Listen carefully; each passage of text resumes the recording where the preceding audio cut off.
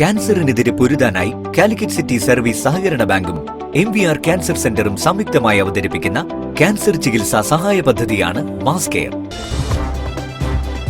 വാർത്തകൾ തുടരുന്നു. Kerala masters football ക്ലബിന്റെ നേതൃത്വത്തിൽ നടത്തിയ 7ാമത് Americas masters super league football tournament സമാപിച്ചു. ഫൈനലിൽ ശാസ്ത ഹോംസിനെ പരാജയപ്പെടുത്തി SFS Palayam ചാമ്പ്യന്മാരായി.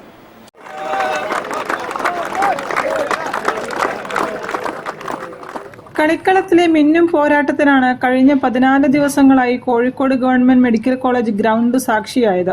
Kerala masters football ക്ലബിന്റെ നേതൃത്വത്തിൽ നടത്തിയ 7ാമത് Americas masters super league football tournament final മത്സരത്തിൽ ശാസ്ത ഹോംസിനെ പരാജയപ്പെടുത്തി SFS പാളയം ചാമ്പ്യന്മാരായി.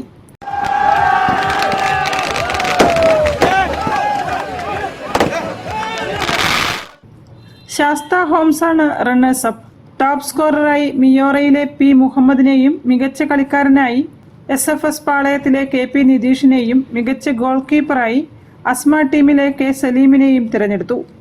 വിജയികൾക്ക് Americas water solution managing director Mubarak Kakku ട്രോഫികൾ വിതരണം ചെയ്തു. Corporation councillor Shafari Vellayil, SFF Palayam director Shibili Akbar, സംഘാടകരായ NK Anwar, Sunil Madhav, Shameem Raza, doctor S Arun, Askar pepper grey, Samad Asma തുടങ്ങിയവർ സംബന്ധിച്ചു.